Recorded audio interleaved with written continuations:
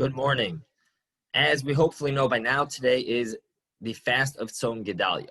The Navi in Zechariah writes, Ko amar Hashem tzivakos, Tzom ha'revi, v'tzom ha'chamishi, v'tzom ha'sheviyi, v'tzom ha'asiri, that the fast of the 4th, 5th, 7th, and 10th, which Chazal in the Gemara, Rabbi Akiva explains, means the number of the month.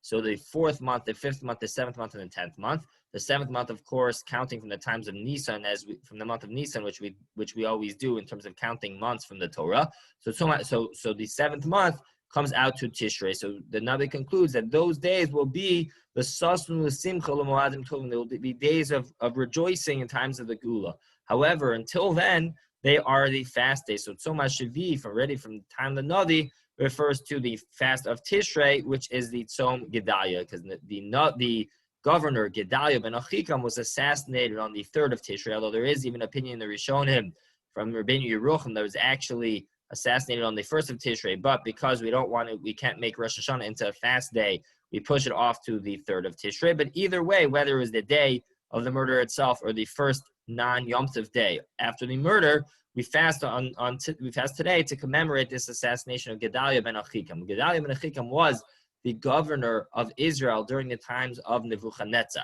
He was the last spark of hope, the last spark of control which the Jews maintained after the takeover from the Babylonians. And after the assassination, many thousands of Jews were also murdered thereafter, as well as the remaining Jews leaving the land of Israel and officially beginning the times of Galus. And so this day really commemorates the ultimate beginning of the Galus. And the Rambam writes that all of the fast days that we mentioned are days in which Bnei Yisrael fast because when they had sorrow because of the pain, the affliction that occurred on those days. But there's a very specific purpose, the Rambam writes. It's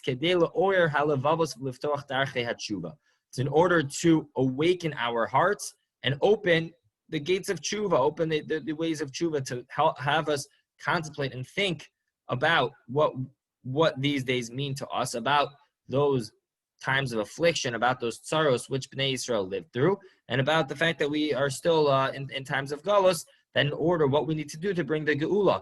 And the day of Tzom Gdalya is considered to be on the same have the same status as the other fast days mentioned, other than Tisha B'Av and Yom Kippur.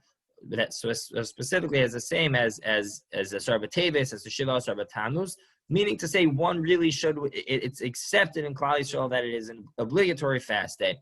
However, that the threshold of breaking one's fast is certainly not on the same as the biblical fasts of Tisha B'Av and Yom Kippur, or for sure Yom Kippur, possibly Tisha B'Av, but those are certainly more strict in terms of when one is able to break their fast. So typically, as we assume, one who's pregnant, one who's nursing, likely would not have to fast, and also someone who medically certainly is unable to, or someone even who's sick is not a danger, and certainly children as well, all do not fast on these days, but any specific case should ask a shaila accordingly, have a easy fast.